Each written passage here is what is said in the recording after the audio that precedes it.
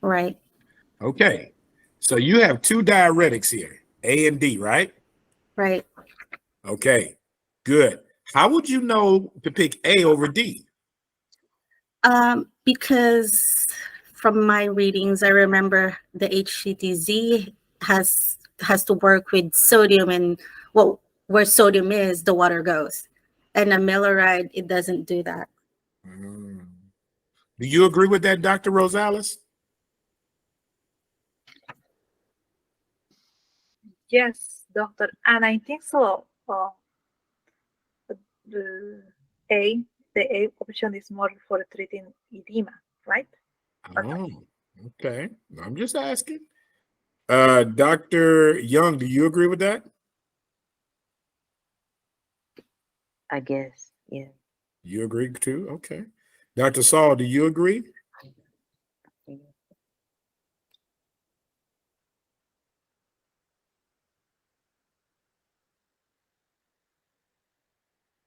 You said yes?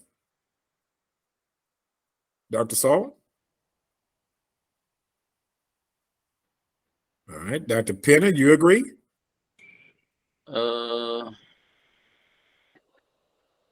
I'm not quite sure, doctor. The reason is because there is increase in lipids, so it's a vasoconstriction. Well, I will say that Dr. Lazo's answer is correct. It is the answer is A for sure. But I was really asking about the reason. And the reason is linked right here into the labs. You see that? Oh, I see. Now you cannot take a Milleride because then you're gonna lose more potassium. Yes. Because see, what if this lab were hyperkalemia? You see that? Then would you still give hydrochlorothiazide? I can give a Milleride now because then we want to save more. Right. So your answer is right, but I wanted to make sure you knew why it was right. Okay, does that make sense? Yes. Thank you for showing us, doctor. All right, good. Did everybody understand that? Yes. Yes, doctor.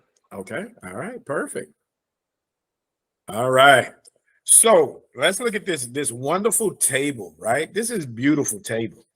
And I want you to look at it this way. I don't want you to look at a bunch of different things here. I want you to look at the mechanisms. Y'all follow me? Watch this. So you see this first group called clonidine, methyl dopa. You see that? These activate alpha 2s. Wait a minute. If you remember, anybody remember this mnemonic? Anybody ever heard of KISS? Anybody ever heard of that mnemonic? No. Okay. KISS is the mnemonic for your adrenergic receptors. You know what? Let me get a nice piece of paper. All right. So adrenergic receptors. Now, when I say adrenergic, what comes to your mind? What word? Adrenaline. Very good. When I say adrenaline, what comes to your mind? Hyperactivity. Yeah, but hopefully epinephrine. Epinephrine. That comes to your mind, right? Now, when I say epinephrine, what comes to your mind? Sympathetic or parasympathetic?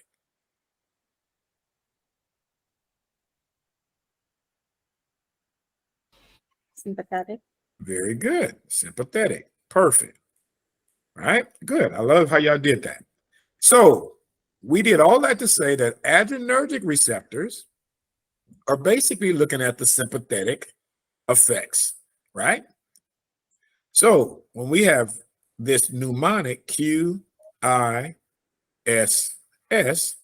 these are our, I'm going to just put AR for adrenergic receptors. Let me tell you, Q represents alpha 1 receptors. The I, alpha 2 receptors. The S, beta 1 and beta 2. Everybody follow me so far? Yes, doctor. Doctor. All right. The Q basically represents sympathetic. If an agonist binds to an alpha 1 receptor, it's going to have a sympathetic effect. The I means inhibit. You're inhibiting the sympathetic. If an agonist binds to an alpha 2 receptor, it's going to inhibit the sympathetic. The S means stimulate. That means the same for both of these. So if you have a agonist, what is that going to do to a beta 1? Stimulate. Stimulated. Stimulate to what kind of effect? Sympathetic. Sympathetic. So now everybody understand that. Okay, Yes. now watch this. If I have a beta 1 antagonist, Dr. Pinner, what is going to happen to your blood pressure, heart rate?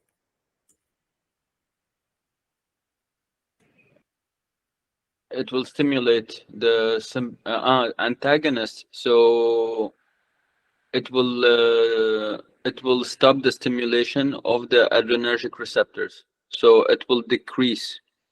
It will decrease what?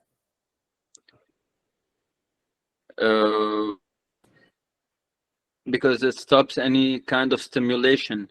Yep. Okay. So, but decrease what? You haven't said what it decreases. The blood pressure. Okay, good. It will decrease your blood pressure. Good. So a beta 1 antagonist is also known as a beta blocker, right? Yes. So you ever heard of propranolol? Yes, doctor. So now you understand how propranolol works, right? Yes. Good. Does everybody understand this?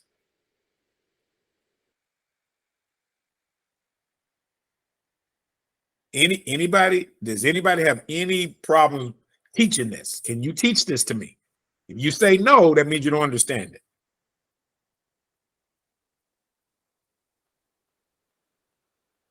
All right. If I don't hear anything, I'm assuming yes. So I can ask anybody a question. Okay. I'm going to ask, let's go with Dr. Let's see, Agnes. So Dr. Agnes, what would happen to your blood pressure with an alpha 2 antagonist?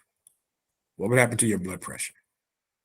So the alpha 2, it inhibits the sympathetic, and the sympathetic, what it does is that it raises your heart rate, your blood pressure. So if it inhibits the sympathetic, means that it will not happen. And if it's being antagonist, means that it will not, it will raise your heartbeat and your blood pressure, if I'm Okay. not wrong. Okay. You said what? If I'm not wrong. Okay. Well, I love what you did and how you talked it out. So you said, first of all, an alpha 2 inhibits sympathetics. So you said because alpha 2 agonist will inhibit the sympathetics, a normal alpha 2 would basically decrease your blood pressure and decrease your heart rate if it was an agonist. But since it's an antagonist, you said it's going to do the opposite, which is to increase your blood pressure. Very good. That was perfect. Okay, good. All right, I see. All right, so everybody does understand that. Okay, good. All right. So now watch this. Look at this mechanism of action here. If I activate an alpha 2, what happens to blood pressure? Decreases. Good. So do you understand now how clonidine works? Yes, Yep. doc. Methyl-dopa? That makes sense, right? Yes. Perfect. Now watch this next one. This one right here says I have an alpha 1 blocker. See that? If I have an alpha 1 blocker, this is alpha 1, what happens to blood pressure? Decreases. Okay. Dr. Saul, you agree?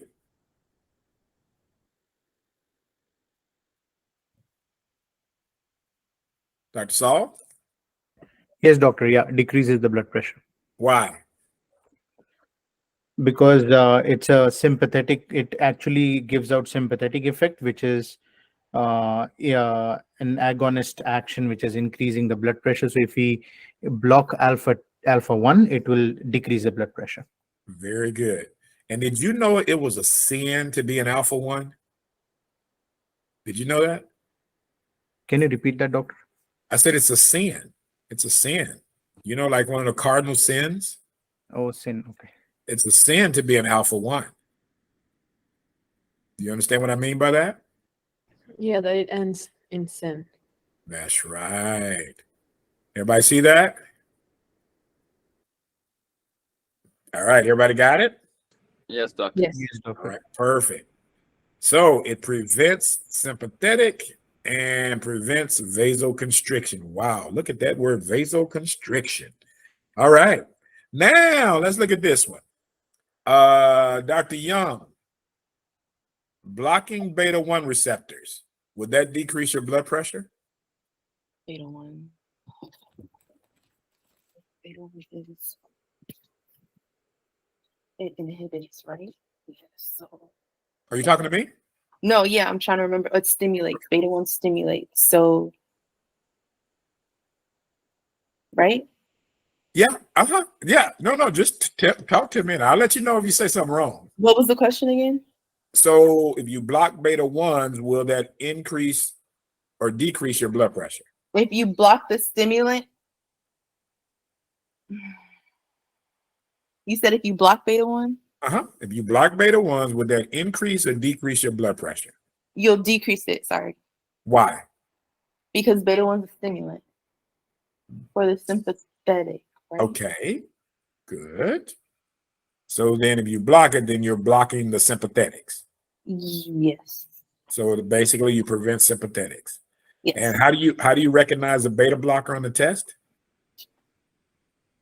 Ooh, the name What part of the name? Lens and LOL. Right. OLOL. OLOL. Now, carvedilol, which is a newer one, has just the OL or LOL. But typically, if you see LOL, you know it's a beta blocker, right? Yes. Okay, good. Perfect.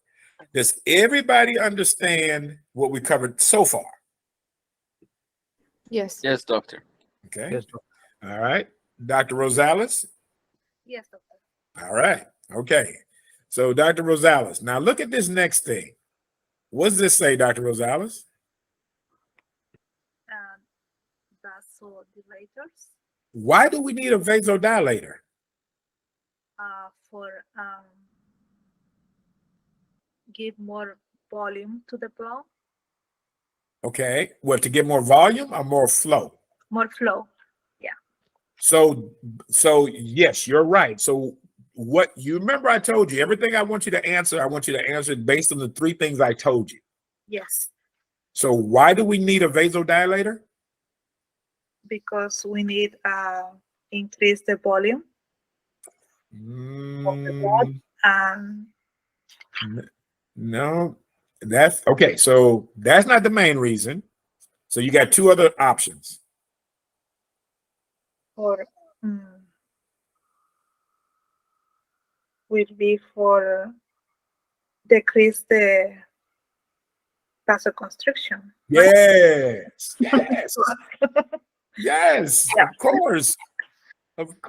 If you have a vasodilator, then you're trying to address or treat a problem that's due to vasoconstriction, right?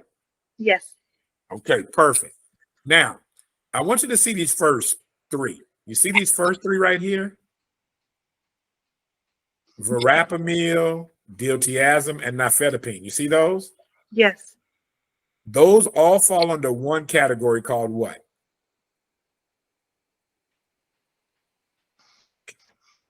Calcium Two channels. channel blockers. Okay. Okay. Now, I want you to follow me. So these calcium channel blockers are vasodilators. Okay. Yes.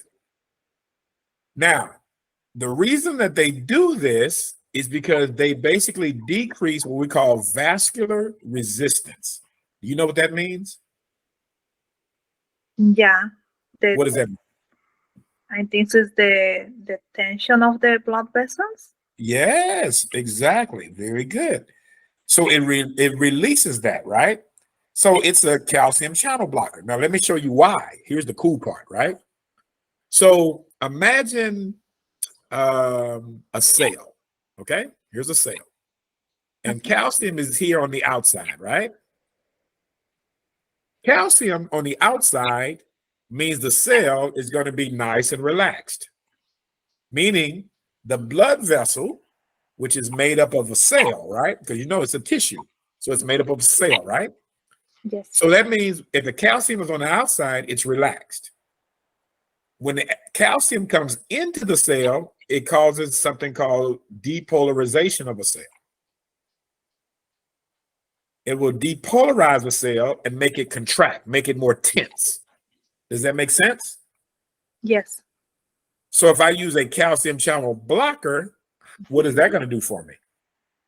Will be doing more relax. Yes. So you understand how a calcium channel blocker can be used as a vasodilator? Yes. Good. Does everybody understand that? Yes. Doctor, I have a question. Yep. Are these the medication given to people with cardiac insufficiency, which makes their muscle weakness? Wait, you mean when you say, do we give it to somebody with cardiac insufficiency? No, I'm saying with people which have vasoconstriction and they're taking vasodilators, does it cause muscle tonus weakness because of the calcium channel blockers? Because of the blockers. Yeah. So what you did kind of talk about was like possible side effects. Yes. So you could get some muscle weakness, but not major. It's not like you're gonna get muscle weakness like you would see with like if you had a decrease in acetylcholine or something. But Okay. it would be very mild side effect. They may get muscle fatigue, but not muscle weakness. Yes, because I was having a couple of tests and I was getting confused between the muscle weakness and the vasodilators and so on. Yeah, so muscle weakness is not the best term. Muscle fatigue could happen, but weakness, it depends. They really, it's not really a weakness, it's more of a fatigue. It's like tired. Understood. Thank you, doctor. All right. So those three are our calcium channel blockers, right? Now you see this one here, it says hydralazine, right? All right. I'm gonna point out something. And then you see this word here says nitro, right? So both of these two, hydralazine and nitro, anytime you see the word nitro, think of like nitroglycerin, nitro. Anything that has the word nitro in it, let me spell that right, nitro, is a vasodilator. Did everybody understand that? Yes, doctor. So nitro, vasodilator. Hydro, vasodilator. So hydra and nitro are vasodilators. Okay? They both do the same thing. They will release nitric oxide. Okay? Now this one right here, minoxidil, this one right here is also a vasodilator, but it works because it opens up calcium channels.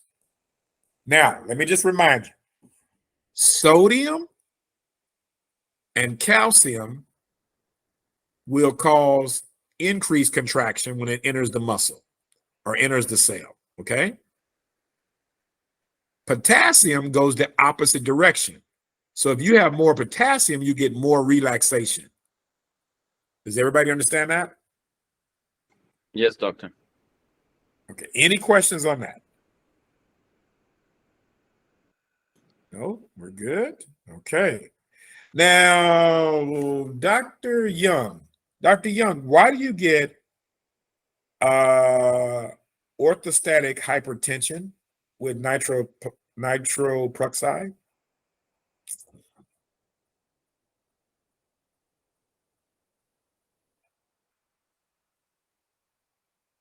Because it's a vasoconstrictor? I can't hear you. Is it because it's a vasoconstrictor? What's a vasoconstrictor? You said with nitrous oxide, right? No. Nitropruxide. Oh, So why do you get orthostatic hypotension with nitropruxide? is it because of the nitrogen? I can't answer the question. I'm asking for an answer. I can't answer it though unless you give me something. It's because of the nitrogen. Because of the nitro? Yes. Okay. So I'm gonna ask you a question, and this is not putting you on the spot, but I am getting you ready for this test. Okay. So I want you to be me. Oh. Okay? You follow me? Okay. I want you to ask me the question that I just asked you. The question was, why is nitro? We said nitrogloside. I didn't say the word. Was it nitrogloside? No. Can you see my screen? I'm looking. Oh, nitropruxide. Sorry, I don't know. I guess Okay. a And so vasoconstrictor. what was my question? Nitropruxide. Why is it? Why does? How does it give you orthostatic hypertension? Okay. And I'm gonna give you the answer you gave me. You Oh said no! Don't do that. Don't do that. no, I'm gonna do it. I'm gonna do it. Because it's nitra. That's what you told me. Do you like my answer? No. I know you don't.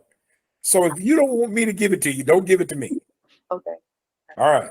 So now I want you to think about the question and remember what I think I taught this before.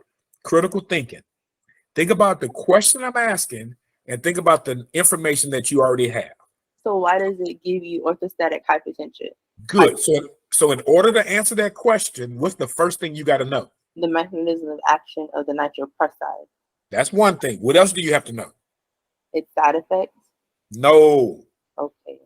No. What does it do? What else do you need to know?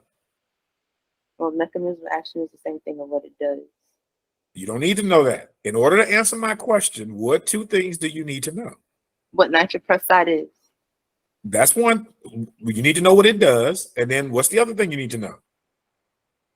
What's orthostatic hypotension? Yes. Okay. Good. Then you can make the connection. So can you answer both of those pieces for me? Okay, so yeah, wait. Yes. Okay. So a vasodilator and the potassium.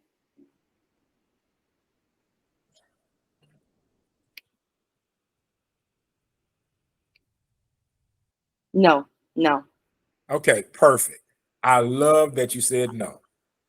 This gives me a good time to teach. Now, let me show you. So when you see the word hypotension, what comes to your mind? Low blood pressure. Good. So you knew that. I didn't teach you anything right there, did I? No. Okay, watch this. All right. So you know hypotension means low blood pressure, right? Mm-hmm. Okay, good. Nitropruxide, what does it do? It's a vasal Vasal what? inhibitor. Okay. I don't think I've said the word vasal inhibitor at all today. Okay, dilator, sorry. Yes. Don't create no new words. Okay. All right. It's a vasodilator, right? Yes. Good. What is a vasodilator? What does that mean to you?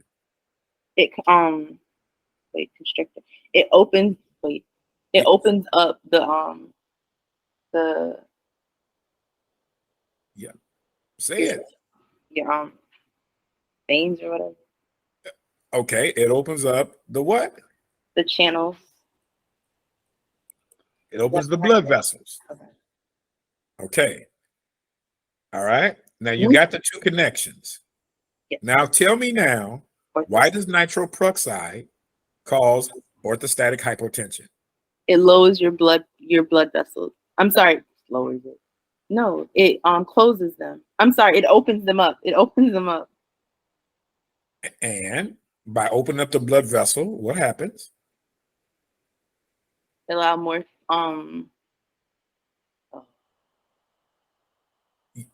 You have more what? more stuff able to go in. More area. If you have more area, you have less pressure. Okay. Okay. Okay. Okay. Got it. Okay. Did everybody understand that? Yes. Everybody said yes? Yes, doctor. Yes. Yes, doctor. Okay. Doctor, what exactly is orthostatic? It just means when you stand up, your blood pressure goes down low. Oh, okay. Yeah. Doctor, my understanding was, correct me if I'm wrong, like orthostatic hypotension, why it causes that, because at a certain position, when you suddenly give nitroprusside or nitroglycerin to a patient, the concentration of blood at a particular position increases, and when the person changes the position, it causes hypotension and low pressure. Is that right? Yes, that's what I was talking about. Like if you all of a sudden decide you're laying down and all of a sudden just stand up. So it's a blood pressure that happens when you're standing up from a sitting or lying down position. That's Okay. what the word orthostatic means. Also, it also is called postural hypertension. Hypotension. But your reasoning is basically due to the signal that's causing the vasodilation. So if the nitroperoxide is working and it's vasodilating the vessels, right? And you're, like you said, if you're in a line, you're lying down, then all of a sudden you stand up, your blood vessels are already dilated. When we don't take nitroperoxide, our body, we have what we call a baroreceptor in our brain, in the aortic arch, right? Yeah. And when we stand up, that baroreceptor senses the change in pressure, and it basically Regulates the blood pressure. exactly. Yeah. Does that make sense? Yes, doctor. Okay. All right. So everybody got that?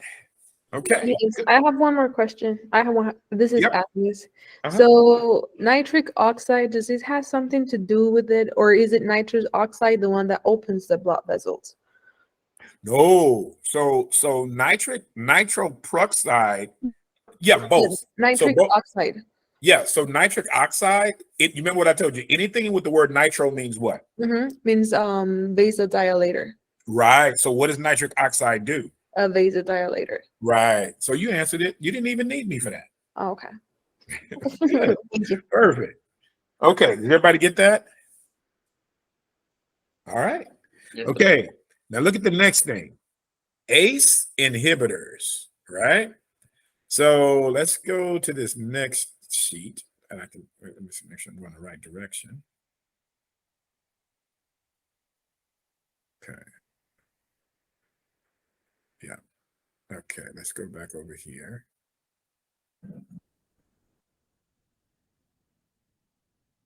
Okay. So there is this pathway that starts off at angiotensinogen, and it goes to angiotensin 1, and that goes to angiotensin 2, and then when angiotensin 2 is released, it can lead to a vasoconstriction or to an increase in aldosterone secretion. All right.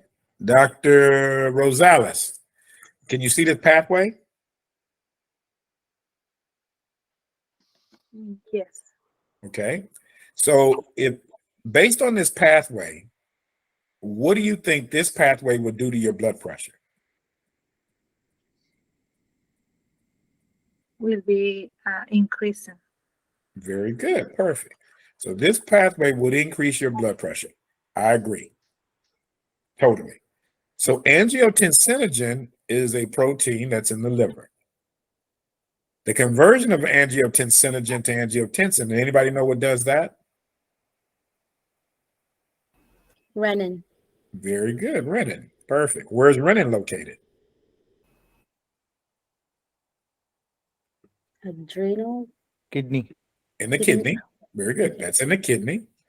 And then what's the conversion of angiotensin 1 to angiotensin 2?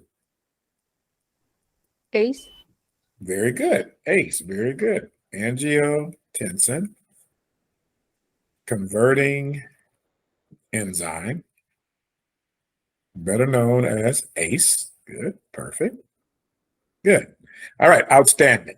So Dr. Rosales is absolutely right. If you have this pathway, this is the pathway in our body that helps us to increase our blood pressure. So if our blood pressure is low, we want this system to work, don't we? Yes. But Dr. Lazo, what if our blood pressure is too high? What do you want to do about that based on this pathway? You might want to block either the renin or the ACE. Well, I don't think we're sophisticated enough yet Okay. to block the renin. Maybe in the future. But I So- agree with you. What else? What did you say? You can block the ACE, Okay. the angiotensin converting enzymes, so you don't have vasoconstriction or the release of aldosterone that will cause to decrease the blood pressure. Good. So ACE, good. Okay. Now, what does aldosterone do?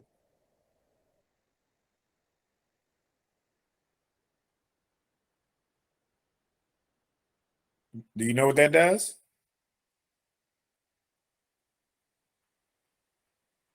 I forgot what the hormone does. It's a Okay. steroid hormone. Very good. That's right. Anybody know what aldosterone does?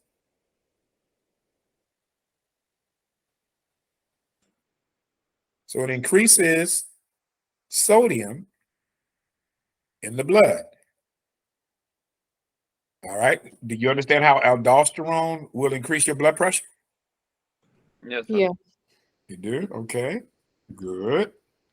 Dr. Young, how will aldosterone increase your blood pressure? It increases sodium in the blood.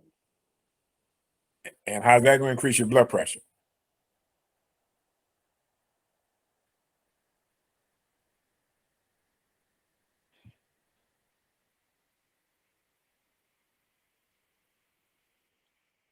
You there? I'm here. Okay. From the mechanism of angiotensin. Do what? I know what's happening. You know what? Now, you know I've been doing this for over 20 years. So I know exactly what's happening. When I ask you this question, correct me if I'm wrong, your mind, what you're thinking is nothing just comes very clear right away, right? Right. I know it doesn't. And you know why? You want me to tell you why? Yes. Because it's the pressure of asking you a question for an instant recall. Because I'm asking you for an answer right away, right? Yes. Now, watch this. What was my question to you? What's the mechanism? What does aldosterone do? Well, no, I already told you what aldosterone did. You said, What how is- does it do it? Right. No, what does aldosterone do? Increase sodium in the blood. Good. And so what did I ask you? How does it do it? Nope, that's not what I asked you. And let me tell you, that's what I know exactly. Oh man, this is an easy fix. If you just trust me, it's an easy fix. What you have is just what we call instant recall block. Okay, It's an instant recall block, but it's a, I hate to use this word, but it's an anxiety part, an issue, okay? Okay. But the way you overcome it is pretty simple. Because you can't remember the question, lets me know that you have the block. So whenever I ask the question, always just focus on the question. Don't focus on the answer. Focus on the question. Okay? Okay. You understand what I'm saying to you? Focus on the answer. Okay. Okay. So my question was, we know aldosterone increases sodium in the blood. I asked you, well, what is that going to do to your blood pressure? What is it gonna do to what? Your blood pressure. It's gonna increase it. How? Oh, we learned this earlier. By I